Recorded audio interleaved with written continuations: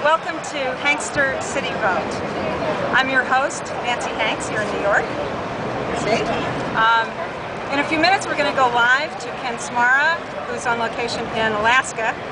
We've put together a new person on the street interview series about the election this year. We're calling it Election 2008. Where are you now? You know, when we started out in this election process, in the primary process, Hillary Clinton was supposed to be a shoo-in. She was the inevitable candidate for the Democratic Party. You know, Barack Obama was too black and too new to really get in there and do anything. John McCain was a loser. Michael Bloomberg was testing the waters to see if an independent presidential run was viable this year. A lot of people were interested in that. Well, what happened? I'll tell you what happened is independents got very, very excited about this election and have been involved on the ground voting and changing the outcome of the primaries.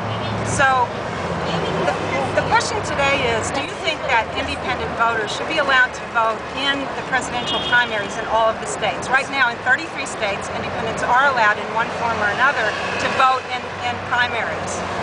The other 18 states or territories can't do it. Here in New York, can't do it. You got to be registered as a Democrat, registered as a Republican, or vote in your own party primary. Unaffiliated voters are locked out.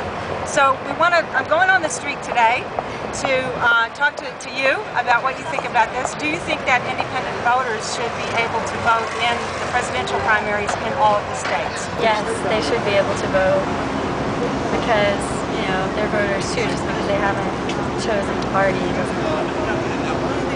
Yeah. But that's my first reaction. It's not something that, you know, I know a ton about. The whole, if the independent voters actually vote, the vote doesn't count anyways, and a possible amazing Democratic president that should be... Like who? Obama? The question is, do you think that independent voters should be able to vote in the primaries in all the states? There's 18 states or territories that they're not. It should just be elected by popular vote. That's it, period. Yeah. Forget all the other Right.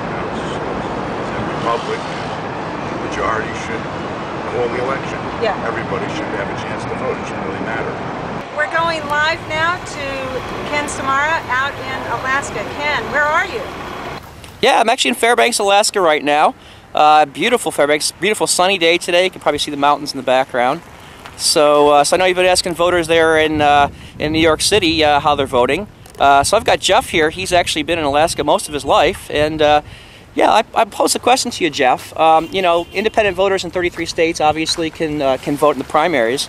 You consider yourself Republican, but what do you think about the idea of allowing independent voters to at least have a say in who in the Republican or Democratic Party can vote? I wouldn't have a problem with it. You wouldn't have a problem, really? Okay. Yeah. So you think that's okay that they kind of step inside the party and go ahead and vote? Mm-hmm. Yeah. What do you think of the ramifications of that for like the Republican and or the Democratic Party would be?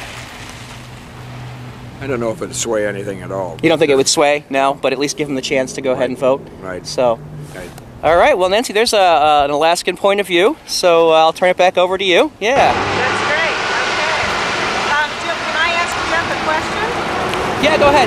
Let me pass the phone on to him, and you can ask him a question. Let's ask him one quick question. There you go. Hi, Jeff. Yep. Yeah. Hi. Jeff? Hi, this is Nancy Hanks, and I'm in New York City. I'm at 14th Street, 8th Avenue. I just wanted to, you know, see what you think about this election season this year, and it's been a wide open election. A lot of things have happened that weren't expected, and I think there's been a lot of interest in this election, unusually so. And I wanted to see what you think is, you know, what's the reason for that? Go ahead.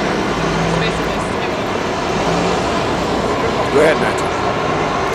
No, I wanted to see what you think why this election is so interesting to so many people. We've seen, you know, high registration levels that we've never seen before. Very, very high turnout.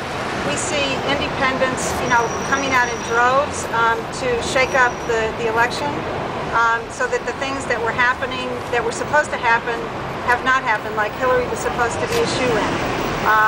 You know, Barack Obama was supposed to be too black and too nude to really get anywhere. John McCain was supposed to be a loser. You know, we had Mike Bloomberg testing the waters to see if a independent run for the White House could go anywhere. And what happened in the meantime is that independent voters have stepped into the mix and shaken things up. And I just wondered if does that resonate with you? I don't know if I have any opinion on that. I do think that the war in Iraq has something to do with it. I don't know. I really personally can't see. I don't have any clear choice in these elections this time. I'm going to vote, and I haven't made up my mind. I think the independents should have a voice in it, but it's a confusing issue right now. I think a lot of the younger voters are going to come out this year that we haven't seen before. That's about what I think. and that's a good thing for the country, I think. I think so too. Yeah, great. Okay, thanks, Jeff. You're welcome.